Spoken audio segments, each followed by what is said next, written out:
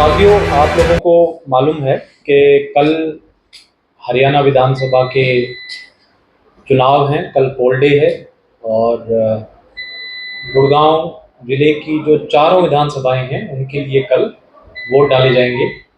हमारे जिले में टोटल 1504 बूथ हैं और 3 ऑक्सिलरी बूथ भी हैं, तो टोटल मिला के 1507 बूथ पूरे डिस्ट्रिक्ट में चारों विधानसभाओं में हैं।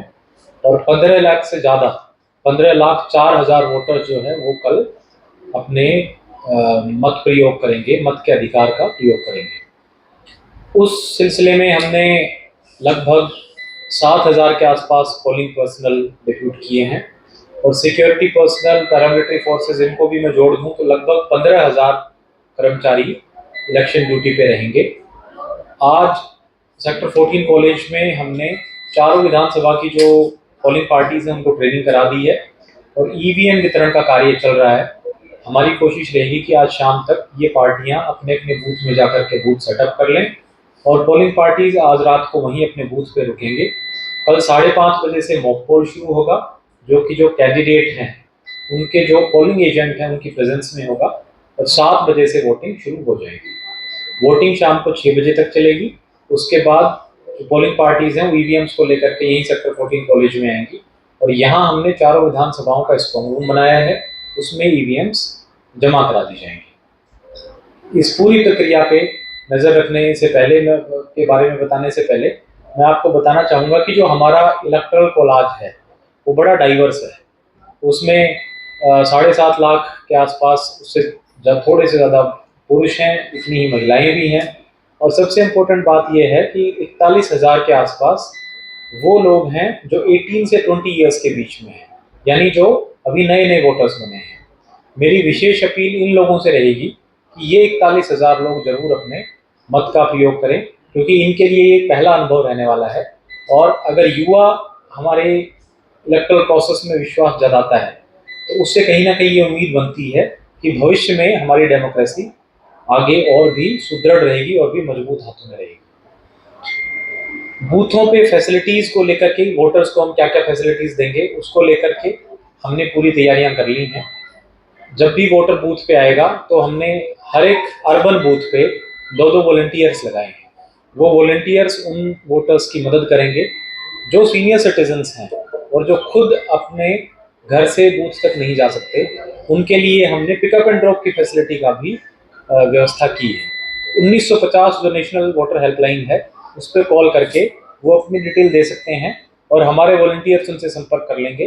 उनको घर से पिक करना, उनकी वोटिंग कराना और उनको वापस ड्रॉप करना, ये फैसिलिटी हमने दी है। लगभग अभी तक 200 लोगों ने, इसमें 200 लोगों ने रजिस्टर भी कर दिया है और लोकसभा में भी हमने लगभग 450 लोगों को ये फैसिलिटी हमने एक्सटेंड की थी। जो 85+ वोटर्स हैं या जो पर्सन विद डिसेबिलिटीज हैं जो घर पे रह के वोट डालना चाहते थे, ऐसे लगभग 1120 वोटर्स को हम पहले ही होम वोटिंग के जरिए वोटिंग करा चुके हैं। आज से पहले वो कंप्लीट हो चुकी है 29 सितंबर को। वोटर जब बूथ पे आएगा तो हमने उनके पीने के पानी की व्यवस्था, प्रॉपर टॉयलेट्स की व्यवस्था, उनके वेटिंग रूम की व्यवस्था ये की हुई है। जो सीनियर सिटीजन होंगे, महिलाएं होंगे, जो पर्सन विद डिसेबिलिटीज़ होंगे, उनके लिए हम सेपरेट लाइंस भी बनाएंगे ताकि उनको प्रायोरिटी बेसिस पे वोटिंग करने का उनको अवसर मिले।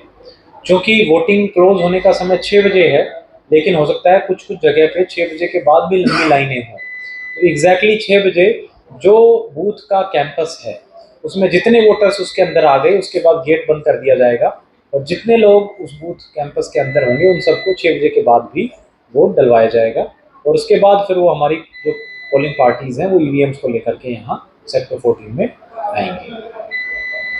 इन सारी बूथ की अरेंजमेंट्स पे नज़र रखने के लिए हमने 101 सेक्टर ऑफिसर्स भी लगाए हैं। इनको व्हीकल्स दिए गए हैं, ईवीएम के मास्टर ट्रेनर्स इनकी गाड़ी में बिठाए जाएंगे, एक्स्ट्रा पोलिंग पर्सनल बिठाए जाएंगे, वीडियोग्राफर्स बिठाए जाएंगे और पूरी की पूरी एक पुलिस की गाड़ी भी इनके साथ रहेगी ताकि अगर कोई लॉ एंड ऑर्डर सिचुएशन होती है तो भी ये निपट लें। अगर कहीं पे ईवीएम मेल फंक्शन करती है तो उसको वो रिप्लेस कर दें। अगर कहीं पे पोलिंग पर्सनल की, एक्स्ट्रा पोलिंग पर्सनल की रिक्वायरमेंट है तो वो भी दे दें। ये व्यवस्था भी हमने की है। जैसे मैंने कहा कि अर्बन बूथ पे हमने 2-2 वॉलंटियर्स रखे हैं, इसी प्रकार से जो हमारे ग्रामीण बूथ हैं पटौदी और सोहना विधानसभा में, उसमें कई पर्दानशी महिलाएं भी आ सकती हैं, जिनके आइडेंटिफिकेशन के लिए पोलिंग जो पार्टी है हमारी उसको मदद की ज़रूरत हो सकती है।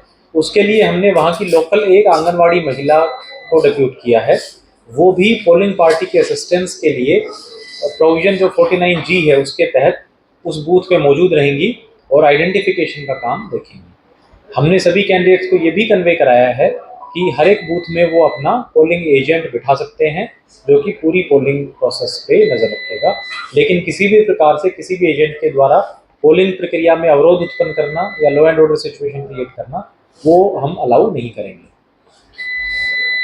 कैंडिडेट्स को हमने ये भी सूचना दी है कि जैसे ही कल EVMs सेक्टर 14 कॉलेज में आएंगी उसके बाद वो खुद या उनके प्रतिनिधि यहाँ पे हमने जो कंट्रोल रूम बनाया है वहाँ पे बैठ सकते हैं, और जो स्ट्रॉन्ग रूम्स बने हैं जो 3 लेयर सिक्योरिटी के द्वारा जिनकी मैनिंग की जाएगी, जिसमें पैरामिलिट्री फोर्सेस भी रहेंगी और CCTV कैमरे भी रहेंगे, डबल लॉक सिस्टम से स्ट्रॉन्ग रूम को लॉक किया जाएगा। उनकी निगरानी के तौर पर काउंटिंग के दिन तक वो खुद या अपने प्रतिनिधि यहाँ पे डिप्यूट कर सकते हैं और वो वहाँ पे बैठ करके अब उसकी पूरी प्रक्रिया 24 घंटे देख सकते हैं। ये इसलिए किया गया है ताकि उनमें विश्वास रहे कि जो स्ट्रॉन्ग रूम है वो पूरी तरह सुरक्षित है और उसमें किसी प्रकार की कोई भी छेड़छाड़ नहीं की जा रही है। इसके अलावा जो पोलिंग पार्टी है हमने उनको भी सारी सुविधाएं जो है वो एक्सटेंड करने के लिए हमने उनका ध्यान रखा है। आज जब पोलिंग पार्टीज यहाँ से जा रही हैं तो उनके लिए हमने लंच की अरेंजमेंट कराई है।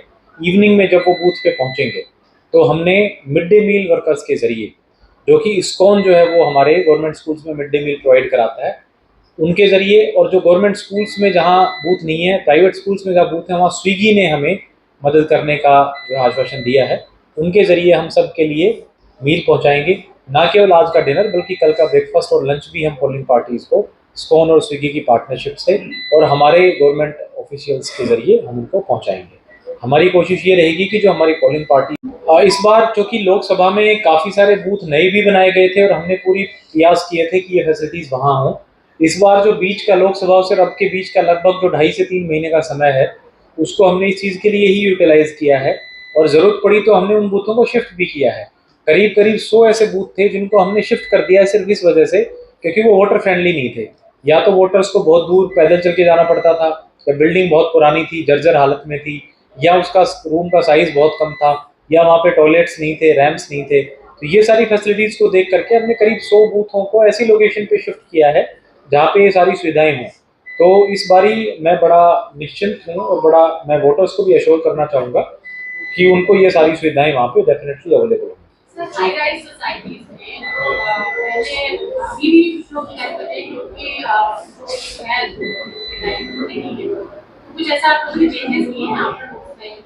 जिसकी फैसिलिटीज नहीं है जहाँ पे नहीं अभी जो उनके बूथ हैं उनके बहुत बूथ। हाँ, तो इसमें लोकसभा तक 52 ऐसे बूथ थे सिर्फ जो हाई राइजेज में थे।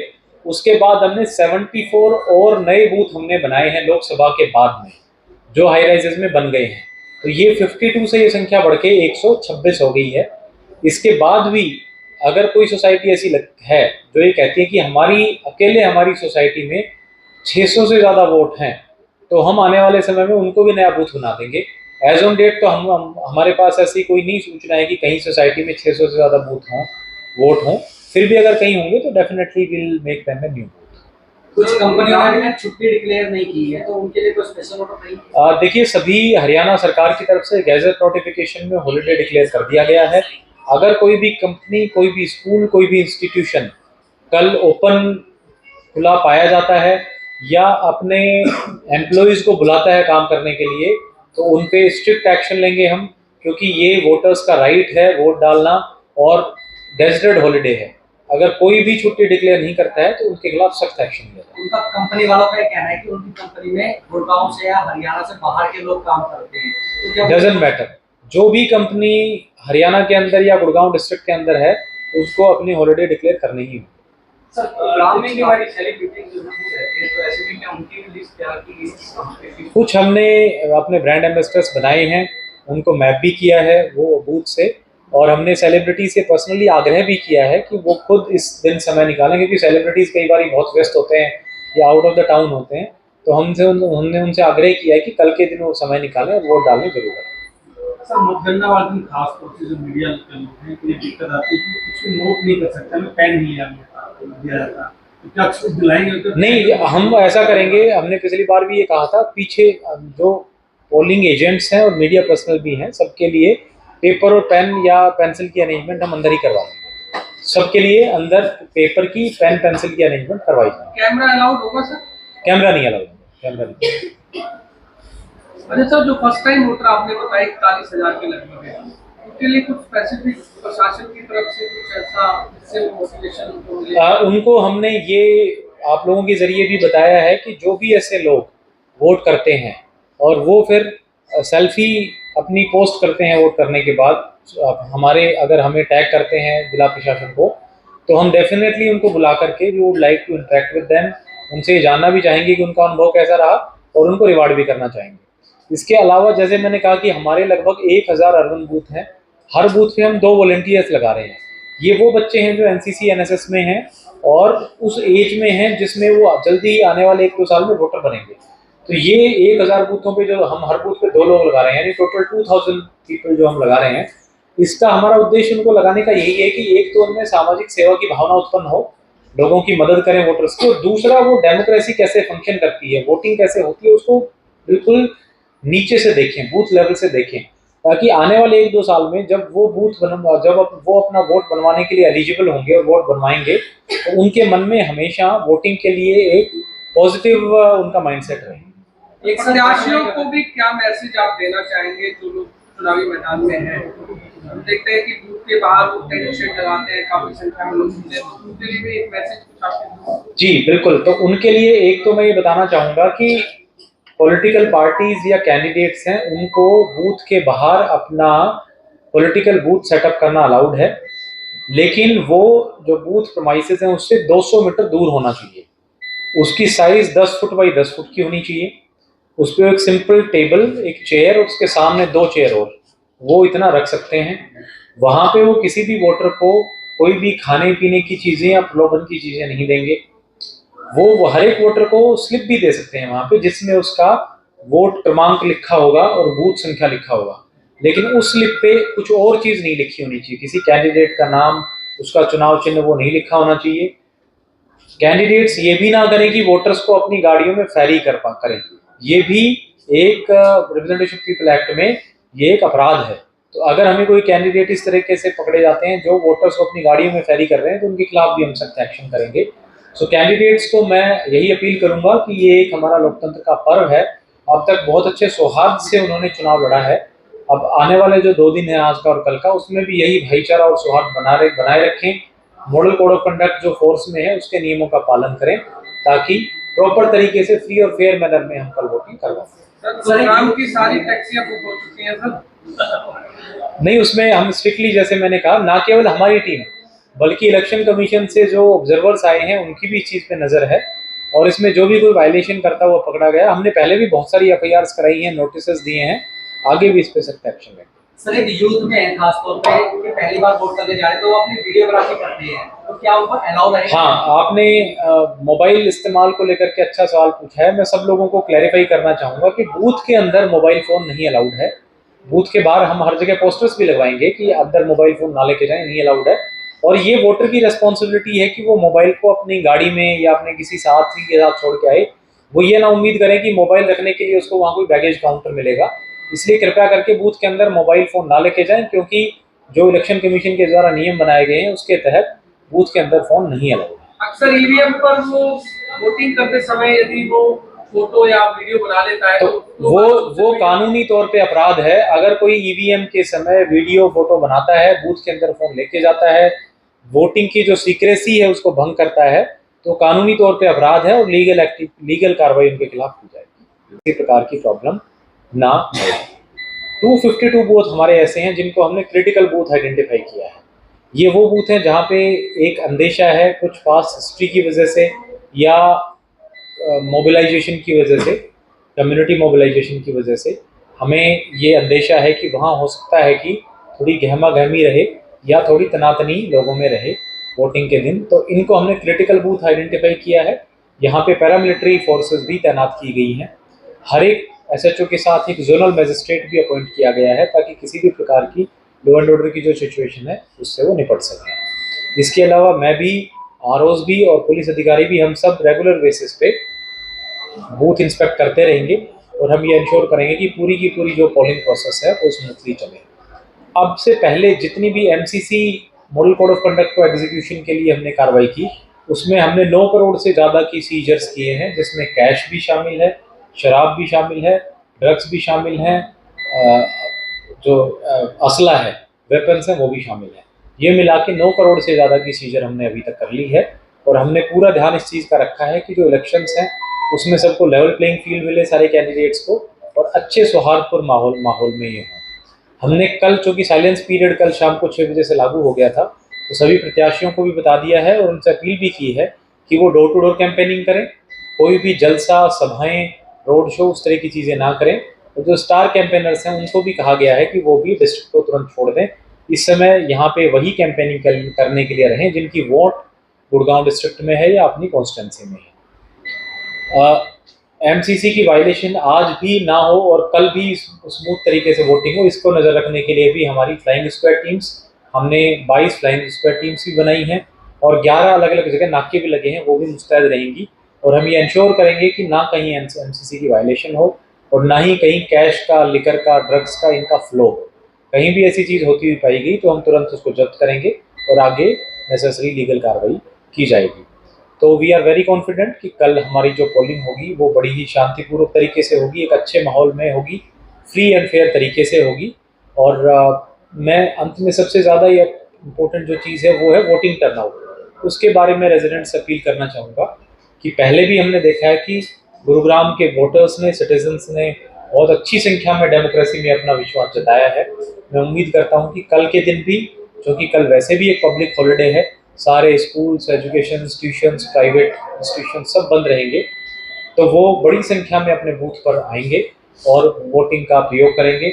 हमने उनकी सहूलियत के लिए कई सारे इनिशिएटिव्स लिए हैं, विशेष करके वो सारी लोकेशंस हाई राइजेस की जहाँ पे 600 से ज़्यादा वोट भी थे, वहाँ पे हमने सेपरेट बूथ बनाए हैं।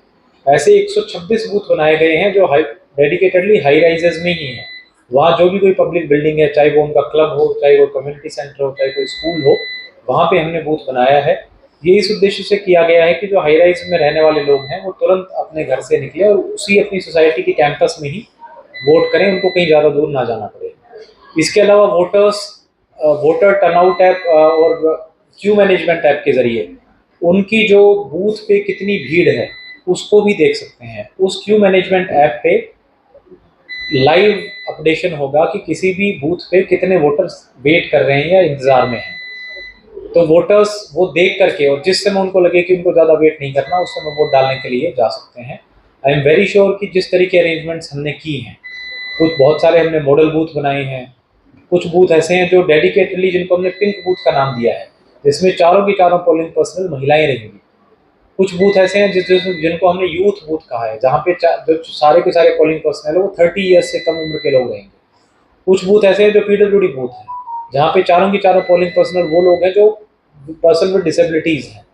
तो ऐसे बूथ भी हमने बनाए हैं। तो आई एम वेरी श्योर कि जो वोटर्स जब बूथ पे जाएंगे वोट डालने के लिए, तो उनका अनुभव, उनका एक्सपीरियंस बहुत अच्छा रहेगा और बड़ी संख्या में गुड़गांव के जो वोटर्स हैं वो वोटिंग के लिए निकलेंगे और बड़ी एक शांतिपूर्वक तरीके से हम कल की वोटिंग कराएंगे, ऐसा मेरा मानना है। सर, लोकसभा में जो 60 से 62% वोटिंग प्रतिशत रही, विधानसभा में सर क्या लक्ष्य लेकर आप चल रहे हैं और क्या अनुमान लगा रहे हैं कि कितने प्रतिशत? देखिए, लोकसभा में हमारी वोटिंग परसेंटेज 62% थी, जो कि पूरी दिल्ली NCR में सबसे ज़्यादा थी। अगर मैं दिल्ली के डिस्ट्रिक्ट 7 सीटें काउंट करूं, उसके बाद गाजियाबाद है, नोएडा है, फरीदाबाद है, इन सब में सबसे ज़्यादा वोटिंग परसेंटेज गुड़गांव की थी। इस बार चूँकि विधानसभा का चुनाव है, हमने स्वीप एक्टिविटीज़ भी बहुत अच्छे से की हैं, बहुत सारे लोगों को कनेक्ट किया है, RWAs को हमने जोड़ा है, उनकी मीटिंग लेके उनको बताया है कि वो RWA जहाँ पे वोटिंग परसेंटेज सबसे ज़्यादा रहेगा, हम उनको सम्मानित करेंगे, उनको अप्रिशिएट करेंगे पब्लिकली। तो मेरा मानना है कि हमारा वोटिंग टर्नआउट 70% से ऊपर रहना चाहिए चारों विधानसभाओं के लिए। और इसके लिए मैं आप लोगों के ज़रिए सभी वोटर से अपील करना चाहूँगा। ये एक ऐसा पर्व है जिसको हम कहते हैं कि चुनाव का जो पर्व है वो हम सब के लिए गर्व की बात है और 5 साल में एक बार ये अवसर आता है। और जैसे मैंने बताया कि कल का दिन छुट्टी का भी दिन है, तो मैं सभी वोटर से उम्मीद करूंगा कि वो जरूर अपने घरों से निकलें और वोट करके आए। सर, चारों विधानसभा में सबसे ज्यादा संवेदनशील बूथ कौन से विधानसभा? चारों विधानसभाओं में ही संवेदनशील बूथ हैं, ऐसा कोई स्पेसिफिक मुझे नहीं लगता कि कोई ऐसी विधानसभा है। और जैसे मैंने कहा कि संवेदनशील बूथ बनाने के लिए, जिसको हम क्रिटिकल बूथ्स आजकल कहते हैं टर्मिनोलॉजी में, तो क्रिटिकल बूथ बनाने के लिए जो पैरामीटर्स हैं उसके आधार पर वो बनाए गए हैं। उसमें बहुत सारे पैरामीटर्स हैं कि पहले कहीं वायलेंस हुई हो, पहले कोई आपस में कम्युनिटीज़ में क्लैश हुआ हो, पहले पोल के रिलेटेड कोई वायलेंस हुई हो, इन सब के आधार पे वो बूथ बनाए गए हैं। और जैसे मैंने कहा कि ये प्रिकॉशनरी बेसिस पे है, ज़रूरी नहीं कि वहाँ इस तरह की घटनाएं दोबारा हों, लेकिन हम पहले से ही तैयार रहें इसलिए वो बूथ बनाए गए हैं। ऐसे बूथों पे हम, जैसे मैंने कहा, पैरामिलिट्री फोर्सेस भी रहेंगी और बूथ के अंदर भी और बाहर भी CCTV कैमरे लगा दिए गए हैं ताकि डे टू डे बेसिस पे हम पूरे दिन उनकी एक्टिविटीज़ पे नज़र रख सकें। इसके अलावा माइक्रो ऑब्जर्वर्स डेडिकेटेडली वहाँ बैठेंगे, वीडियोग्राफर्स वहाँ पूरी प्रोसीडिंग्स को वीडियो में कैद करेंगे। जितने भी हमारे 1507 बूथ हैं जो मैंने बताए, सब जगह हमने CCTV लगाए हैं। तो उन सारे बूथ पे जो भी कुछ चीज़ें हो रही हैं वो हमारे डिस्ट्रिक्ट के कंट्रोल रूम में जो मिनी सेक्रेटरीट में बनाया गया है वहाँ पे लाइव फीड उसकी रहेगी। वहाँ पे हमने 40 ऑपरेटर्स लगाए हैं। हर एक ऑपरेटर अपने जो असाइंड 20-30 बूथ हैं उन पे वो अपनी नज़र रखेगा और ये इंश्योर करेगा कि कोई भी ऐसी अनवांटेड एक्टिविटी वहाँ पे ना हो रही। लोकसभा चुनाव में सर ये कहा गया था कि सुविधाएं मिलेंगी, पानी मिलेगा, टॉयलेट का रास्ता भी मिलेगा, लेकिन बहुत सारे बूथों पे सुविधाएं नहीं मिली लोगों को अपने तरफ से।